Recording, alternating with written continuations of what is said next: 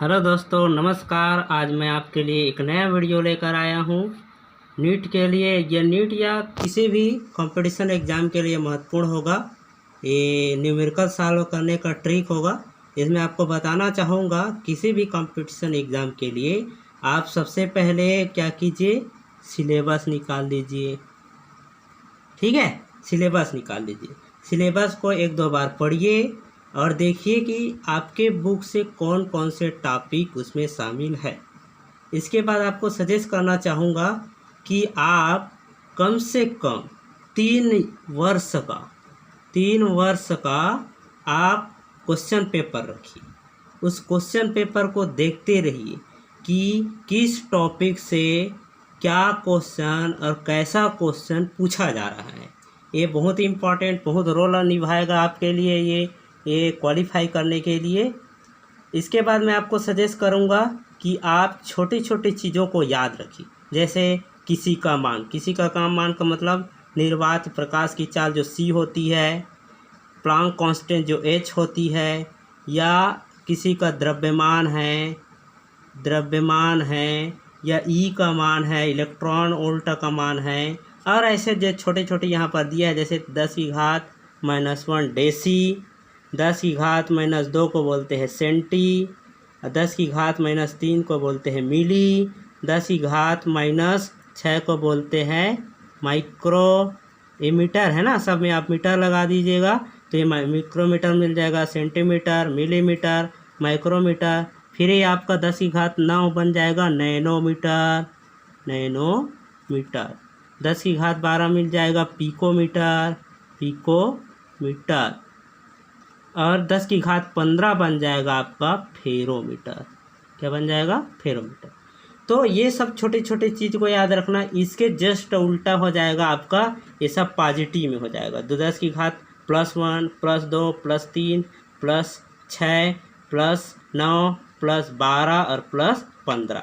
तो ये हो जाएगा डेका हो जाएगा, फिर ये हेक्टा हो जाएगा, फिर ये हो जाएगा आपका किलो में चला जाएगा, फिर ये आपका 6 हो जाएगा, वो जो है मेगा में चला जाएगा, नैनो आपका गीगा बन जाएगा, फिर एक टेरा बन जाएगा। ठीक है, तो इस तरह से आपको ये छोटी छोटी चीज़ आपका बहुत काम आएगा, बहुत ही उपयोगी काम आएगा ये।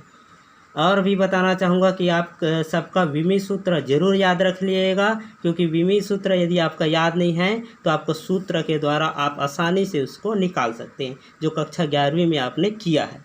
चलिए आइए एक प्रश्न सॉल्व करके देखते हैं। प्रश्न सबसे पहले ध्यान से पढ़िए, बड़ी इम्तिहान से पढ़िए, ताकि आपका प्रश्न पढ़ते हुए यह समझ में आ जाए कि हमारे पास क्या क्या दिया गया है और क्या हमको निकालना है। ये पढ़िए। दृश्य क्षेत्र में दिखाई देता है, क्या क्या देता है आपको? बैगनी, पीला हरा, मतलब पीला हरा दोनों एक साथ है ना, तथा लाल रंग के प्रकाश की तरंग दैर्ध्य किसका? बैगनी का, पीला और हरा का और लाल का। तो बैगनी के लिए लगभग में दिया है 390 नैनोमीटर में दिया है। अगर इसको एंगस्ट्रॉम में देगा, जिसको एंगस्ट्रॉम इस तरह से प्रदर्शित करते हैं, जो 10⁻10 मीटर में होता है, तो लगभग में नैनोमीटर में दे दिया है, तो ये जो है एंगस्ट्रॉम में हो जाएगा 3900 एंगस्ट्रॉम। चलिए, इसको 390 नैनोमीटर है। फिर लगभग में पीला और हरे का औसतन तरंग दैर्ध्य 550 नैनोमीटर में दिया गया है, और आपका लाल रंग का है वो 760 नैनोमीटर का होता है। अक्सर यह भी पूछ दिया जाता है कि किस दृश्य प्रकाश का तरंग दैर्ध्य सबसे अधिक और सबसे कम होता है। तो आपको बताना चाहूँगा, बैगनी रंग का तरंग दैर्ध्य सबसे कम होता है और लाल रंग का तरंग दैर्ध्य सबसे अधिक होता है। अब इसमें कभी कभी तरंग दैर्ध्य ना पूछ करके आपको पूछ दिया गया आवृत्ति पूछ देता है। क्या पूछ देता है? आवृत्ति को। तो इसमें पूछा जाता है कि किसकी आवृत्ति अधिक होती है और किस दृश्य क्षेत्र में प्रकाश की आवृत्ति कम होती है। तो बैगनी की आवृत्ति सबसे अधिक हो जाएगा, इसका सबसे अधिक हो जाएगा, और लाल रंग का सबसे कम हो जाएगा। चलिए प्रश्न पढ़ लिए। अब देखिए इसमें पूछा क्या जा रहा है। इस दृश्य क्षेत्र में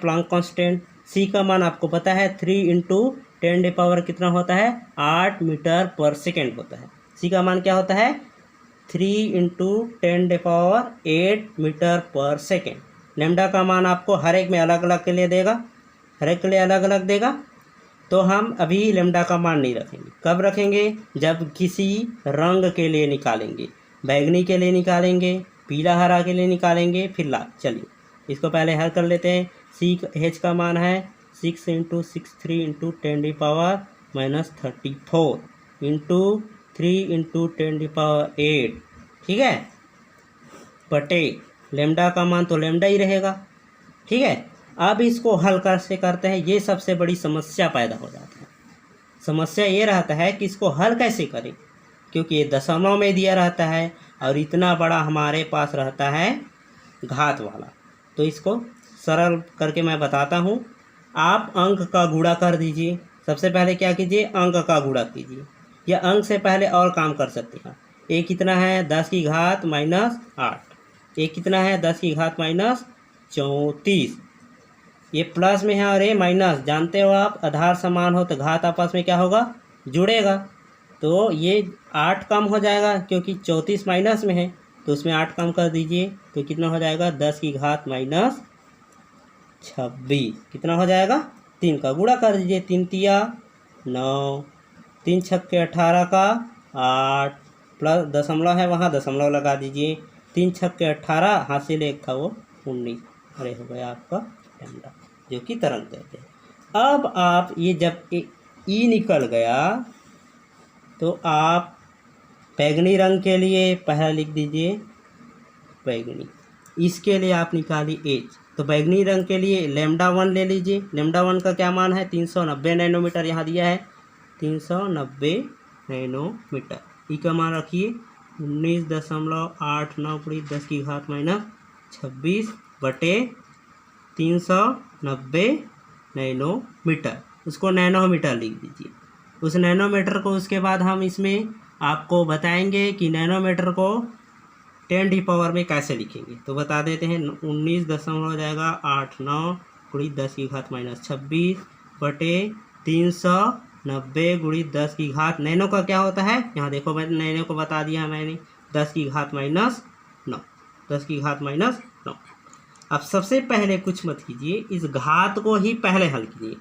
तो ये घात, ये जब भी घात अगर माइनस में है तो ऊपर जाके प्लस बनेगा, प्लस में है तो नीचे आके माइनस बनेगा। तो ये क्या हो जाएगा 19.89 बटे 390 गुणित हो जाएगा 10 की घात, डायरेक्ट 9 कीजिए क्योंकि आपके पास टाइम नहीं रहेगा। तो 26 में 9 घटा दीजिए, 26 में 9 घटाएंगे तो कितना बचेगा 17। कितना बचेगा 17। ये 17 हो गया। अब हल कर दीजिए। अब हल कैसे करेंगे ये भी दुविधा में है।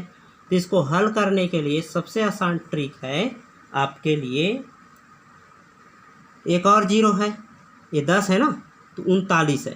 अब ये 39 हो गया, 39 है। अब फटाफट इसको 3900 ये पूरे दशमलव को हटा करके जैसे ही आप आगे बढ़ेंगे तो वो हो जाता है, ये धीरे धीरे माइनस की ओर बढ़ते जाता है। जब पीछे आएंगे तो माइनस होगा, पीछे आएंगे तो क्या होगा, माइनस होगा, आगे जाएंगे तो क्या हो जाएगा, प्लस, आगे जाएंगे तो प्लस हो जाएगा। तो चले जाइए 2 अंक 19 पूरा हो जाएगा 19 8 9 गुणित 10 की घात यहाँ का और क्या बनेगा, -2 बन गया। फिर 17 दो कितना हो जाएगा, मैं डायरेक्ट इसको 19 ले लेता हूँ। ये 39 हुआ, अरे गुणित 10, जीरो मतलब जितना जीरो उतना जीरो लगाते जाइए, 10 100 इस तरह से।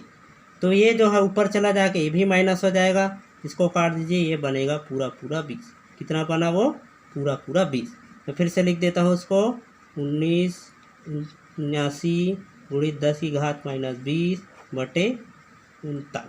अब आपके लिए आसान हो जाएगा हल करना, इसको आप भाग दे दीजिएगा, मैं यहाँ इसका आंसर लिख देता हूँ। ठीक है, मैं इसका आंसर लिखता हूँ तो मुझे प्राप्त होता है 10 की घात 331.9 इलेक्ट्रॉन वोल्ट, क्योंकि ई का जो मान होता है वो इलेक्ट्रॉन वोल्ट में होता है। तो ये हुआ ऊर्जा उसका, तो इसको भाग देंगे तब आपको मिलेगा ये, लेकिन 10 की घात इसमें क्या रहेगा, 10 की घात 20 से रहेगा। तो ये अभी इलेक्ट्रॉन वोल्ट नहीं हुआ है, इलेक्ट्रॉन वोल्ट के लिए आपको 10 की घात कितना चाहिए, 19 चाहिए। तो ये हो जाएगा 3.19 इलेक्ट्रॉन वोल्ट। इस तरह से आपको बैगनी रंग के लिए हल हो गया, वैसे ही आपको पीला कलर के लिए, फिर लाल कलर के लिए हल करना है। ठीक है दोस्तों, ये रहा आपका पहला सवाल। हल करने का तरीका आप इसी ट्रिक को अपनाइए और फास्ट से फास्ट हल करने की कोशिश कीजिए। धन्यवाद।